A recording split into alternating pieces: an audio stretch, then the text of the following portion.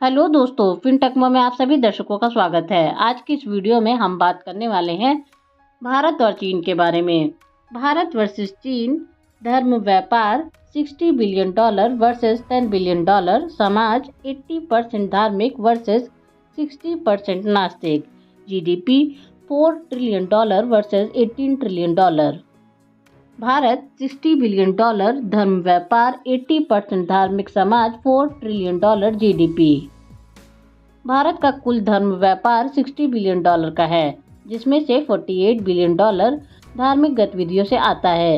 ये गतिविधियां देश की सांस्कृतिक और धार्मिक पहचान को गहराई से प्रभावित करती हैं। धार्मिक पर्यटन से लेकर त्योहारों की धूमधाम और धार्मिक परिधानों की बिक्री तक हर पहलू भारत के इस विशाल धर्म व्यापार में योगदान करता है। आइए जानते हैं इस व्यापार की मुख्य गतिविधियां और उनसे जुड़े आंकड़े। भाग ए, $48 बिलियन का धार्मिक गतिविधियों से आने वाला व्यापार। धार्मिक पर्यटन $10 बिलियन। धार्मिक पर्यटन भारत में एक बड़ा कारोबार है। वाराणसी जैसे शहरों में हर साल लगभग 3 मिलियन तीर्थयात्री आते हैं, जो प्रति व्यक्ति औसतन $100 खर्च करते हैं। इससे वाराणसी को अकेले $300 मिलियन की आय होती है। स्वर्ण मंदिर अमृतसर, जहां हर साल 15 मिलियन भक्त आते हैं, $500 मिलियन का धार्मिक पर्यटन उद्योग पैदा करता है। इसी तरह ऋषिकेश में योग और ध्यान शिविरों से $100 मिलियन की आय होती है। सबसे महत्वपूर्ण बात, धार्मिक पर्यटन भारत को $8 बिलियन विदेशी मुद्रा प्रदान करता है। कुल मिलाकर धार्मिक पर्यटन से $10 बिलियन की आय होती है। पूजा सामग्री और धार्मिक वस्त्र $8.5 बिलियन। धार्मिक अनुष्ठानों और त्योहारों के दौरान पूजा सामग्री और वस्त्रों की मांग बढ़ जाती है। अगरबत्तियों की बिक्री से भारत को $2 बिलियन की आय होती है, जबकि धार्मिक वस्त्र और सामग्री की बिक्री $5 बिलियन तक पहुंच जाती है। इसके अलावा मूर्तियां और धार्मिक पेंटिंग्स का भी $1.5 बिलियन का कारोबार होता है। ये वस्त्र और सामग्री धार्मिक अनुष्ठानों के साथ साथ उपहार देने के तौर पर भी बड़े पैमाने पर खरीदे जाते हैं। कुल मिलाकर पूजा सामग्री और धार्मिक वस्त्र से $8.5 बिलियन की आय होती है। धार्मिक आयोजन और त्योहार $26 बिलियन। दिवाली, होली, नवरात्रि जैसे प्रमुख त्योहार धार्मिक आयोजन के बड़े हिस्से को कवर करते हैं। दिवाली के दौरान मिठाइयाँ, पटाखे, सजावट और उपहार पर $12 बिलियन खर्च होते हैं। होली में रंगों और मिठाइयों पर $8 बिलियन का कारोबार होता है। वहीं नवरात्रि में पूजा और अनुष्ठान पर $6 बिलियन खर्च किए जाते हैं। ये त्योहार केवल धार्मिक नहीं बल्कि सांस्कृतिक और सामाजिक गतिविधियों का भी हिस्सा होते हैं, जो भारत के धर्म व्यापार को मजबूत बनाते हैं। कुल मिलाकर धार्मिक आयोजन और त्योहारों से $26 बिलियन की आय होती है। धार्मिक शिक्षा और परामर्श $1.2 बिलियन। धार्मिक शिक्षा और परामर्श भी एक महत्वपूर्ण व्यापार है। आश्रमों में धार्मिक पाठ्यक्रमों और अन्य कार्यक्रमों से $500 मिलियन की आय होती है। इसके अलावा धार्मिक किताबों और पाठ्यक्रमों से $200 बिलियन का व्यापार होता है। धार्मिक पुस्तकों और मीडिया से भी $700 मिलियन का व्यवसाय होता है। धार्मिक शिक्षा और परामर्श भारत में धर्म से जुड़ी समझ और मूल्यों को बनाए रखने का एक प्रभावशाली जरिया है। कुल मिलाकर धार्मिक शिक्षा और परामर्श से $1.2 बिलियन की आय होती है। धार्मिक परिधान और आभूषण $3 बिलियन। धार्मिक आयोजनों के लिए खास परिधान और आभूषणों की मांग हमेशा रहती है। धार्मिक आयोजनों के लिए पवित्र आभूषणों की बिक्री से $1 बिलियन का कारोबार होता है, जबकि धार्मिक परिधानों की बिक्री $2 बिलियन तक पहुंच जाती है। ये वस्त्र और आभूषण न केवल धार्मिक आयोजनों में पहने जाते हैं, बल्कि विशेष अवसरों और त्योहारों के दौरान भी इनकी विशेष मांग रहती है। कुल मिलाकर धार्मिक परिधान और आभूषण से $3 बिलियन की आय होती है। भाग बी, $12 बिलियन का धर्म से जुड़े अन्य संबंधित क्षेत्रों से आने वाला व्यापार। भारत का धर्म व्यापार केवल धार्मिक गतिविधियों तक सीमित नहीं है, बल्कि इसके कई अप्रत्यक्ष क्षेत्र भी हैं जो इस विशाल व्यापार का हिस्सा बनते हैं। धर्म से जुड़े अन्य संबंधित क्षेत्र कुल $12 बिलियन का कारोबार करते हैं।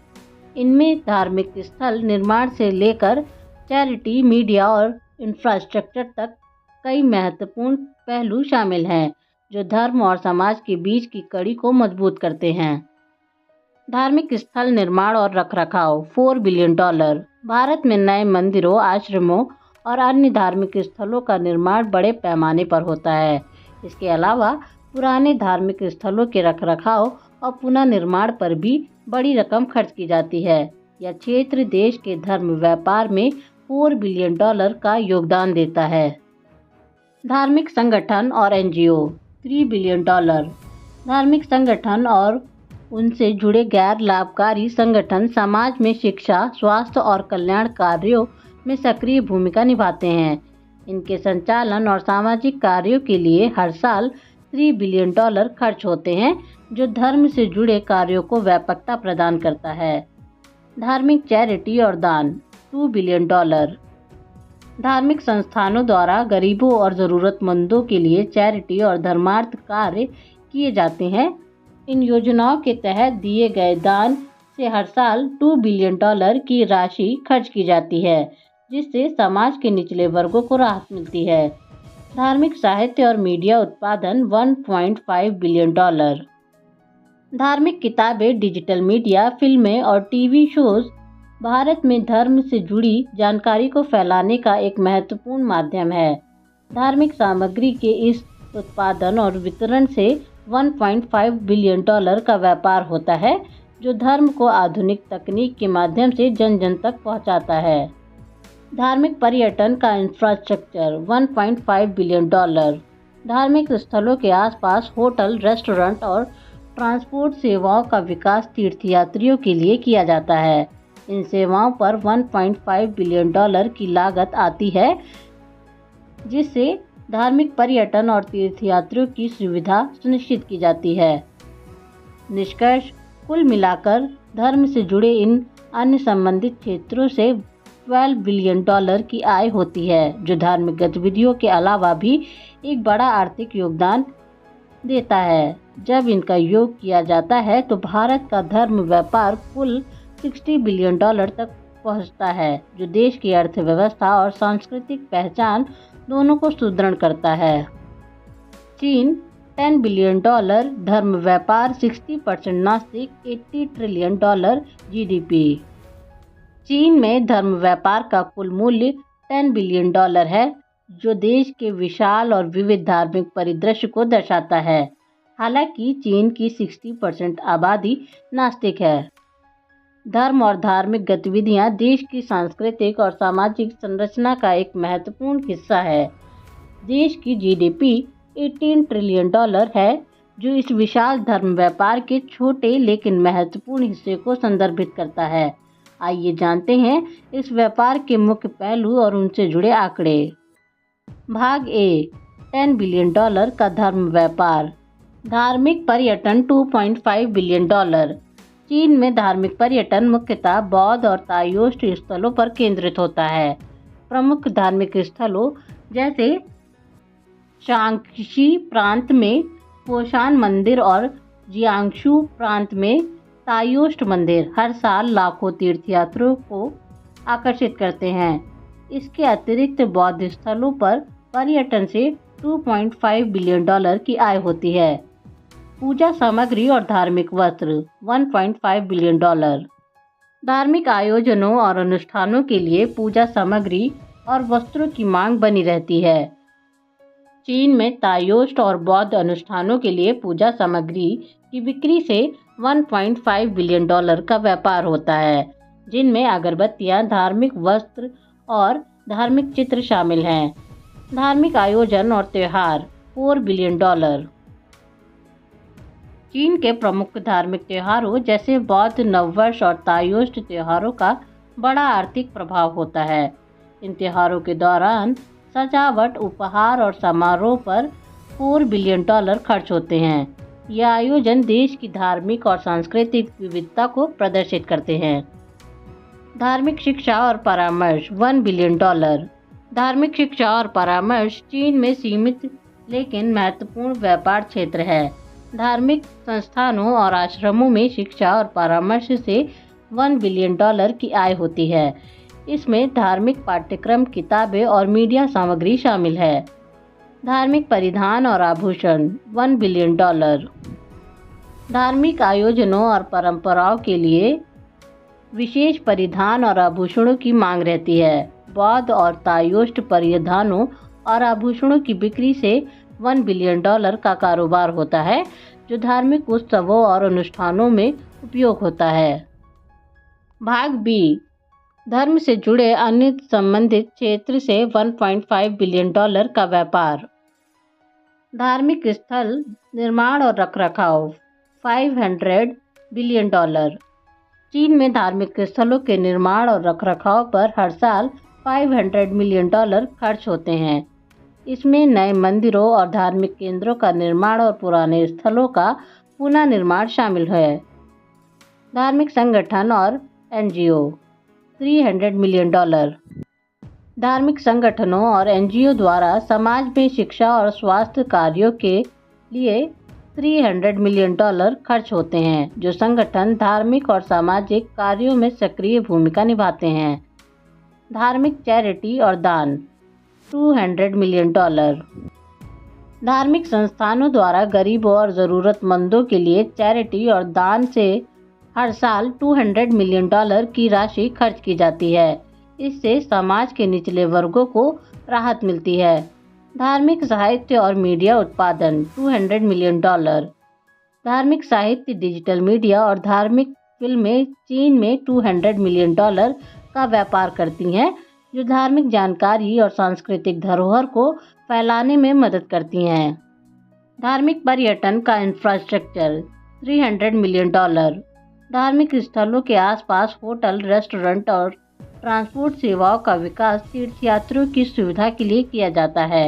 इन सेवाओं पर $300 मिलियन की लागत आती है। निष्कर्ष, कुल मिलाकर धर्म से जुड़े अन्य संबंधित क्षेत्रों से $1.5 बिलियन की आय होती है, जो धार्मिक गतिविधियों के अलावा एक बड़ा आर्थिक योगदान देता है। जब इनका योग किया जाता है तो चीन का धर्म व्यापार कुल $10 बिलियन तक पहुंचता है, जो देश की GDP और सांस्कृतिक पहचान को सुदृढ़ करता है। धर्म और अर्थव्यवस्था, भारत और चीन का तुलनात्मक विश्लेषण। भारत और चीन दोनों ही एशिया के प्रमुख देश हैं, लेकिन उनके धर्म, व्यापार और धार्मिक मान्यताओं में महत्वपूर्ण अंतर है, जो उनके आर्थिक परिदृश्यों को प्रभावित करते हैं। धर्म व्यापार, भारत में धर्म व्यापार का मूल्य लगभग $60 बिलियन है, जो विश्व के सबसे बड़े धार्मिक बाजारों में से एक है। यहाँ धार्मिक वस्त्र, पूजा सामग्री, तीर्थयात्रा और धार्मिक सेवाओं का कारोबार प्रमुख है। धार्मिकता भारतीय जीवन का अभिन्न हिस्सा है, जिससे यह व्यापार बहुत महत्वपूर्ण बन जाता है। चीन का धर्म व्यापार अपेक्षाकृत छोटा $10 बिलियन का है। यहाँ धार्मिक गतिविधियाँ कम विकसित और अधिक नियंत्रित हैं। चीन में धार्मिक व्यापार की कमी की वजह वहाँ की प्रमुख नास्तिकता और आधिकारिक नीति हैं, जो धार्मिक गतिविधियों को सीमित करती हैं। धार्मिकता, भारत की लगभग 80% जनसंख्या धार्मिक मान्यताओं को मानती है। धार्मिकता भारतीय समाज का एक केंद्रीय तत्व है और यह धार्मिक उत्सव, पूजा अर्चना और तीर्थयात्रा के माध्यम से प्रकट होती है। इस धार्मिकता का भारत की अर्थव्यवस्था पर भी महत्वपूर्ण प्रभाव पड़ता है, जिससे धार्मिक बाजार में वृद्धि होती है। इसके विपरीत चीन में लगभग 60% लोग नास्तिक हैं। धार्मिक मान्यताओं के प्रति यह दृष्टिकोण धार्मिक गतिविधियों और व्यापार को कम महत्व देता है। चीनी समाज में धर्म की भूमिका सीमित है, जिससे धार्मिक बाजार का आकार छोटा है। अर्थव्यवस्था, भारत की GDP $4 ट्रिलियन अपेक्षाकृत छोटी है, लेकिन उसकी धार्मिक गतिविधियां और व्यापार उसके आर्थिक परिदृश्य का एक महत्वपूर्ण हिस्सा है। धर्म व्यापार की बड़ी मात्रा भारत के आंतरिक आर्थिक परिदृश्यों को प्रभावित करती है। चीन की जीडीपी $18 ट्रिलियन भारत की तुलना में कहीं बड़ी है। चीन की विशाल अर्थव्यवस्था में आर्थिक व्यापार का योगदान कम है, लेकिन इसकी विशाल जीडीपी देश की आर्थिक शक्ति को दर्शाती है। चीन की सरकार द्वारा धार्मिक गतिविधियों पर नियंत्रण और आर्थिक नीतियां इसका एक प्रमुख कारण है।